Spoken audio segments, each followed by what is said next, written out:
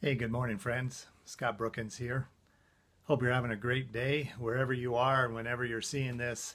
And yeah, I just want to share something that the title of this is Something Will Come Up. And the question I have for you today is what do you do when stuff happens in your life? Right? I mean, we have good things that happen, but we also, because we're in a fallen world and stuff happens, right? Negative. We lose a job, we lose a relationship, we don't feel well. Whatever the case may be, things happen in our lives. And how do you react? In Proverbs, in the book of Proverbs, in number 17, the second part of verse 22 says, "A crushed spirit dries up the bones." And man, that is such a visual, a crushed spirit. So when we're down and maybe depressed or we're dealing with negative things in our life, a crushed spirit dries up our bones. Does that happen to you? Do you feel that way where you just want to quit? You just want to just kind of curl up and not do anything? If you're honest with yourself or honest with me, the answer is yes. At least I've done that and feel that way. But we need to keep going. And negative stuff happens. So how do we figure out to kind of get ourselves back on track, or how to kind of get up off the couch or out of bed or to go do something, right? How do we do that?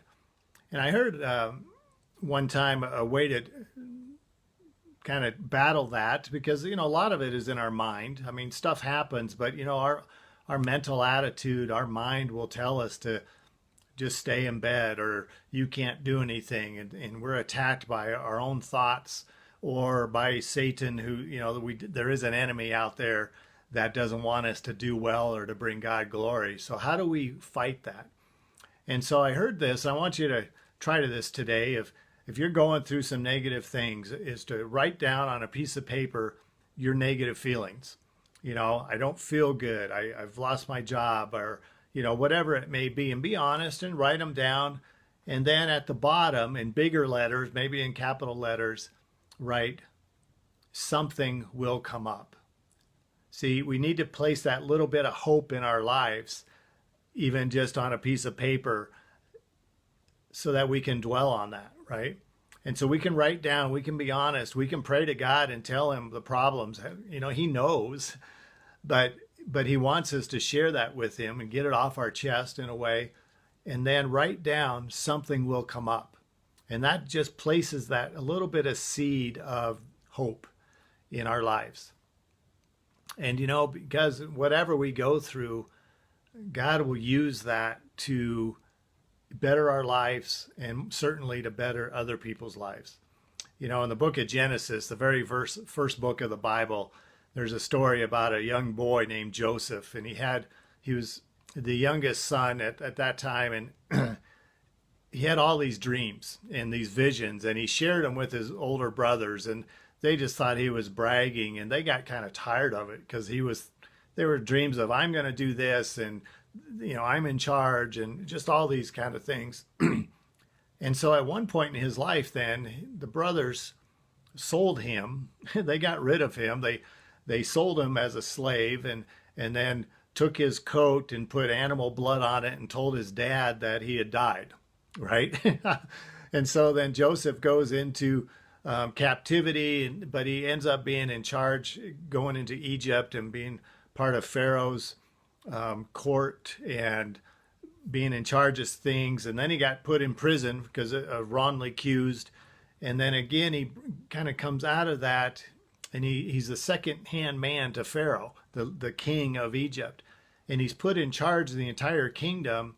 And because of his visions and that God has given him and those gifts, he ends up saving the whole country and the whole region from 7 years of famine. And through that time, then, he is reconciled with his brothers and his dad. And it says in Genesis that Joseph said, God sent me here ahead of you for this reason. So you planned evil, in my life, but God used it for good to bless not only his own family again, but also for the entire region. And I want you to kind of focus on that. Whatever you're going through, God is going to use that to bless not only your own life later, it could be tomorrow, it could be immediate, it could be years from now, and we don't know that, but he's also going to use it to bless somebody else or many other people. And so I want to leave you with the first half of Proverbs 17:22. Again, earlier we read the second half. It says, a crushed spirit dries up the bones. But the first part, Proverbs 17:22, it says, a cheerful heart is good medicine. So sometimes we need to trick ourselves. We need to smile, even though we're sad or angry or depressed. We need to smile because it's hard to stay down with a smile on our face. And we need to say, something will come up.